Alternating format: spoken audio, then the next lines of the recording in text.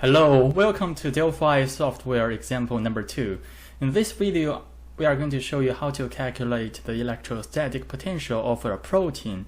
And at the end of the example, we are going to have a visualization of the protein electrostatic potential like this.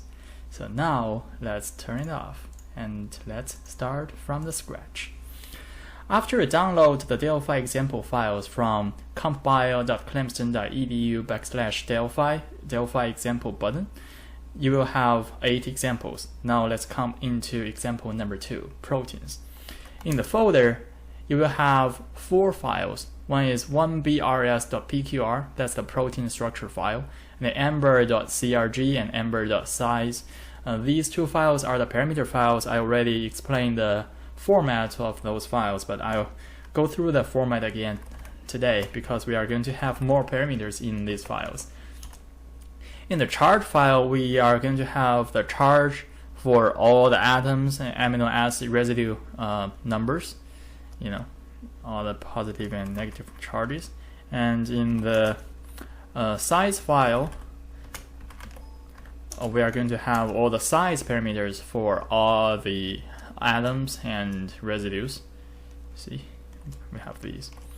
All right, and all these charge and size parameters are converted from Ember force field, so they are called ember.charge and ember.size. In the parameter file, the param.txt, now we do more. All right, and we can see these parameters. Let's make it clear. The scale equals to 2 per field, and this time it equals to 70.0. That's 70% of the dimensions will be filled, so we don't need to enter the size of the grid anymore. It's automatically calculated based on the size of the protein. And the input files, internal dielectric constant equals to 2, and the external dielectric constant equals to 80. The prob radius for MS is 1.4, and we do not have salt in this situation, but we can always add some salt into the simulation. We can usually set the salt concentration equals to 0.10 or 0.15. And the boundary condition is 2, max convergence change is 10 to the minus 4, and linear iteration 800. We are going to have an output phi map, the electrostatic potential phi map, and energy calculated. Alright, so now let's run Delphi executable file plus the parameter file name and press enter. It's pretty fast. The calculation finished after 230 iterations. We have the phi map at the end of the simulation. It's clear and ls. We have one more file called phimap.txt. Alright, and now let's come in onto our local computer and try to visualize this one. We have all these 4 files ready, 5 files ready. We have these 5 files ready, and now let's drag the protein structure file into VMD and load the phi map file into the protein structure file. Select file type, Gaussian cube, load. Right. The electrostatic potential map is loaded into the protein. Now let's make it a little bigger. We do not want to see the lines of the protein residues, so let's create another layer and hide these lines. We change the drawing method to isosurface as we did last time for the one atom, and we can see the isosurface and the box of the simulation. Of course, we want to see a surface, so we change this method to solid surface, and we set the ISO value to 4. And as I mentioned last time, the ISO value here equals to the potential.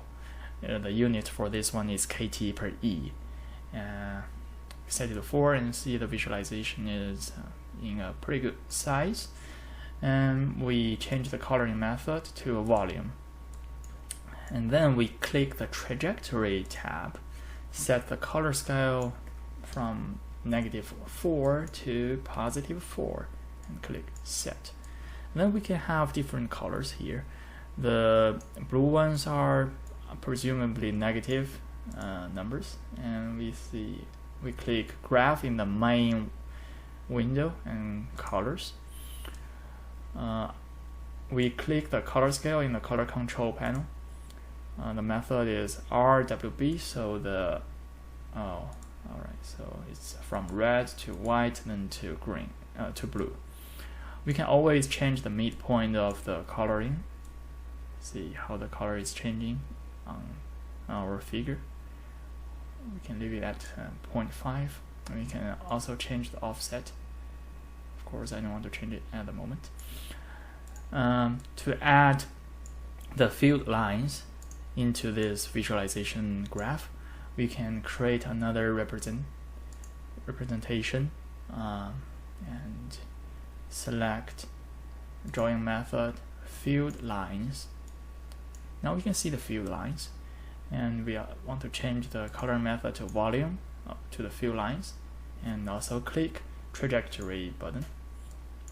Change the color scale from those big numbers to -4 to 4, and then click set. Now we can see the field lines are from the negative domains, the blue domains, to the red domains, and the end of the negative domain is in blue color, and the end of the positive domains are in red color. The field lines are like this. Alright, now we are coming to the end of our example 2, and I believe this example is quite simple and easy to do a calculation and a visualization of a protein. Alright, thank you very much for watching, and see you next time in example 3.